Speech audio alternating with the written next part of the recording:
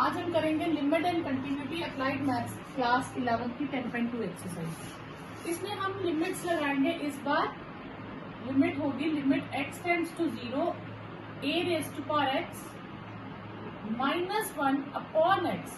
ये होता है log ऑफ a। ये क्या होता है? log of a। ठीक है, यहाँ पे आप ध्यान रखेंगे x टेंड्स टू 0 ही होना चाहिए, जो पावर में है वही बेस में होना चाहिए।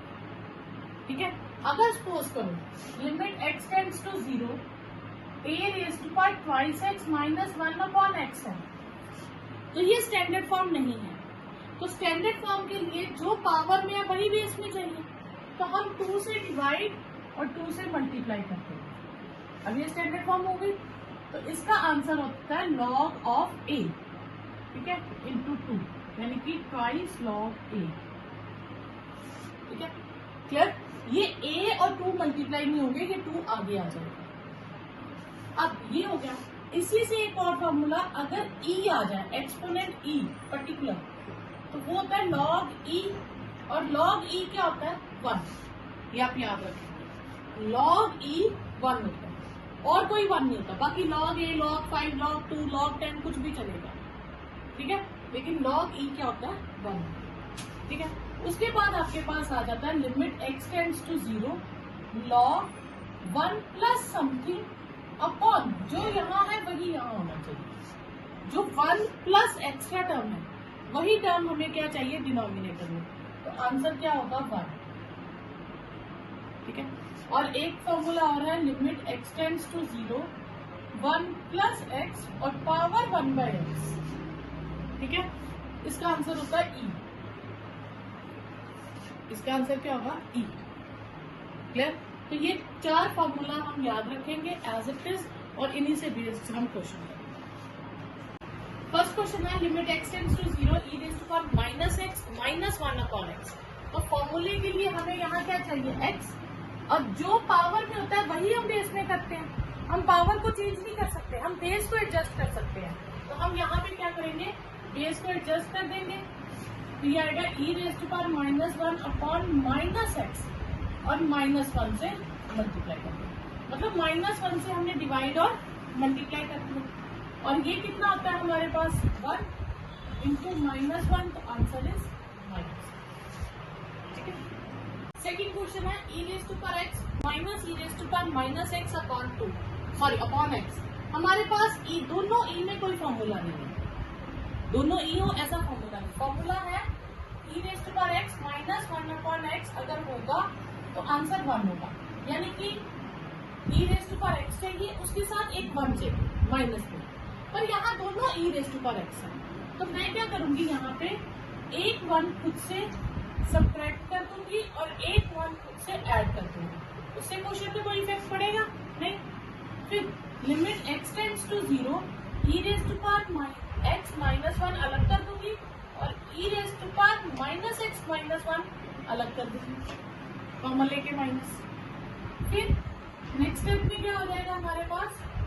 e raise to power x -1 upon x, ये अलग कर दूंगी टर्म, और e raise to power -x -1 upon x, ये अलग कर दूंगी टर्म। ठीक है, अब इसे बैलेंस करने के लिए ये जो माइनस है मैं यहाँ लिखूंगी।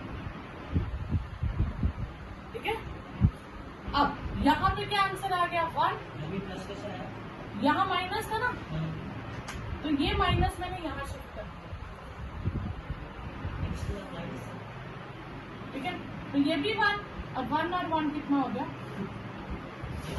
नेक्स्ट है 7 raise to power x -1 upon x। तो ये कौन सी आइडेंटिटी यूज हो जाएगी? a raise to power x -1 upon x is log a। तो यहाँ पे सेम आइडेंटिटी आ गई, सिर्फ a किससे रिप्लेस हो रहा है? 7 से, तो आंसर क्या आ जाएगा? log 7। नेक्स्ट है 3 raise to power x -1 upon √2 plus x -√2। जब भी रूट वाला क्वेश्चन आएगा आप उसे क्या करेंगे? रेशनलाइज करेंगे। ठीक है, अब रूट वाले क्वेश्चन को हम रेशनलाइज करते हैं, न्यूमरेटर सेम रहेगा, रेशनलाइज करेंगे तो √2 प्लस x प्लस √2 हो जाएगा, और √2 प्लस x प्लस √2 हो जाएगा।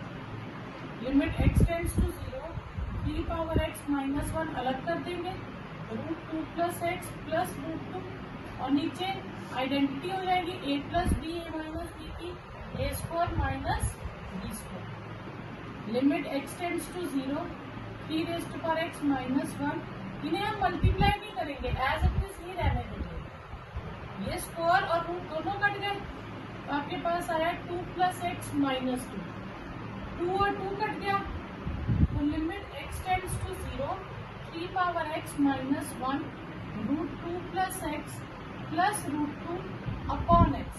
ये जो टर्म है, अब यहाँ ध्यान दीजिएगा, यहाँ पे ये दोनों टर्म्स मल्टीप्लाई हो रही है। मल्टीप्लाई का मतलब है कि जो डिनोमिनेटर है हम किसी एक के नीचे भी लगा दें तो कोई फर्क नहीं पड़ेगा, ठीक है। अब ये कौन सी आइडेंटिटी हो गई, log 3, इसकी लिमिट, और यहाँ पे हम 0 फिल कर देंगे, √2 प्लस 0 इंटू √2, log 3 √2 प्लस √2 क्या हो गया, 2√2 log, ये आंसर। नेक्स्ट है e raise to power x minus x minus 1। अब आइडेंटिटी के लिए हमें क्या चाहिए होता है, e raise to power x के साथ माइनस 1, और ये x हम सेपरेट कर लेते हैं। अब ये कौन सा साइन है, माइनस का, तो ये दो टर्म्स हो गई ऊपर, तो जो डिनोमिनेटर है वो दोनों के नीचे सेपरेट हो जाए। अगर इंटू हो रही हो टर्म तो किसी एक के नीचे लगाते हैं, अगर प्लस माइनस हो रही है तो हम फिर दोनों के नीचे लगाते हैं, ठीक है। यहाँ से ये कट गया, अब log e कितना होता है 1, तो इसकी फॉर्मूला हो गया 1 और ये माइनस 1, आंसर इज 0, ठीक है। तो ये हमारे पास आइडेंटिटी है 1 और ये x x कट गए, 1 आ गया, तो 1 का 1 ही रहेगा, तो 1 माइनस 1 0। नेक्स्ट है limit x tends to 1 x minus 1 upon log x। अब जितने भी हमने क्वेश्चन करे हैं सब में लिमिट x टेंड्स टू 0 होनी चाहिए। अब यहाँ पे आ गई x टेंड्स टू 1, अगर 0 के अलावा कोई भी लिमिट आएगी तो पहले आप उसे लेट कर देंगे, let x is equal to 1 plus h. आप 1 माइनस एच भी कर सकते हो, 1 प्लस एच भी कर सकते हो, उससे कोई फर्क नहीं पड़ेगा, ठीक है। तो नई लिमिट कितनी हो जाएगी, हम यहाँ लिखेंगे x की वैल्यू कितनी है 1, व्हेन x इज 1, तो x को 1 फिल करेंगे, 1 माइनस 1 0 हो जाएगा, तो h कितना हो जाएगा 0। तो मतलब नई लिमिट जो है वो हो जाएगी limit x tends to 0, x को रिप्लेस करेंगे 1 प्लस एच से, log 1 plus h, limit x tends to 0, 1 plus h minus 1 cut गया, log 1 plus h, limit x tends to 0, h upon log 1 plus h, ठीक है। अब ये जो h है इसे मैं डिनोमिनेटर में लिख सकती हूँ इस तरह से, 1 upon log 1 plus H upon H, ठीक है। तो आपके पास ये फॉर्मूला क्या है, 1 प्लस एक्स अपॉन एक्स है, तो आंसर क्या है 1। तो यहाँ पे सेम चीज आ गई, सिर्फ x की जगह h है, आंसर क्या हो गया 1 अपॉन 1, दैट इज, ठीक है। तो ये मैंने पूरी आइडेंटिटी यूज कर। नई लिमिट है limit x tends to 3, e raise to power x minus e raise to power 3 upon x minus 3। तो लिमिट पहली कंडीशन x टेंड्स टू 0 नहीं है, तो हम x को क्या लिखेंगे 3 plus h, when x is 3, h is 0, तो नई लिमिट हो जाएगी limit x tends to 0, e raise to power 3 plus h minus e raise to power 3, 3 plus h minus 3, ठीक है। ये 3 डिनोमिनेटर वाला कैंसिल, न्यूमिनेटर में हमने आइडेंटिटी है ना हमारे पास एक्सपोनेंट की, अगर दोनों पावर्स हो तो हम पावर सेपरेट कर सकते हैं बेस के साथ, तो ये क्या बनेगा e raise to power 3 into e raise to power h, क्योंकि जब मैं कंबाइन करूंगी तो मल्टीप्लाई में बेसिस पावर्स ऐड हो जाएगी, बेसिस सेम है, ठीक है, minus e raise to power 3 upon h, clear ये प्रॉपर्टी, ठीक है। क्योंकि देखो x raise to power a into x raise to power b होता है a प्लस b, तो इस चीज को मैं ब्रेक करके ये लिखती हूँ। अब limit x tends to 0, e raise to power 3 common ले लूंगी, तो यहाँ e raise to power h बनेगा, यहाँ e रेज़ टू पावर 3 मैंने कॉमन ले लिया, तो क्या बचा 1 अपॉन h। तो ये इतनी चीज हमारे पास फॉर्मूला हो गया, e raise to power h minus 1/h, ठीक है, ये बाहर रहा और ये क्या होता है 1, तो e क्यूब आंसर आ गया। Limit x tends to 0 √1 + x minus 1/log 1 + x, ठीक है। तो यहाँ पे आ गया हमारे पास रूट वाला क्वेश्चन। तो जब भी रूट वाला क्वेश्चन होगा तो आप क्या करेंगे, रैशनलाइज करेंगे, ठीक है। तो limit x tends to 0 √1 + x minus 1/log 1 + x, इसे हम रैशनलाइज करेंगे तो ये 1 + x + 1/√1 + x + 1 हो जाएगा। लिमिट x टेंड्स टू 0 √1, ऊपर a minus b, a plus b की आइडेंटिटी a² माइनस b², और नीचे हम ये दो टर्म्स को सेपरेट रखेंगे, फिर स्क्वायर और रूट कैंसल, सॉरी तो ये आएगा limit x tends to 0 1 + x minus 1/log 1 + x √1 + x + 1 1 cancel, x/log 1 + x √1 + x + 1। अब ये जो x है इसी में डिनोमिनेटर में ले सकती हूँ, log 1 + x upon x √1 + x + 1, ठीक है। और ये आइडेंटिटी हमारे पास क्या है, लिमिट 1, तो ये हमारे पास क्या हो गई 1 1 + 0 + 1 1 + 1 1/2, ये आपके पास answer. Second example, first part है limit x tends to 0 a⁻x minus 1/b⁻x minus 1।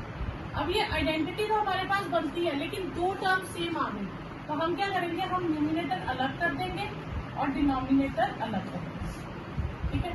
तो अब पूरी प्रॉपर्टी बनाने के लिए, पूरी आइडेंटिटी बनाने के लिए मुझे x चाहिए डिनोमिनेटर में, तो मैं एक x इसके नीचे लगा दूंगी डिनोमिनेटर में और एक x यहाँ पे, क्योंकि ये कट जाएंगे तो वापस वहीं पे आ जाएंगे।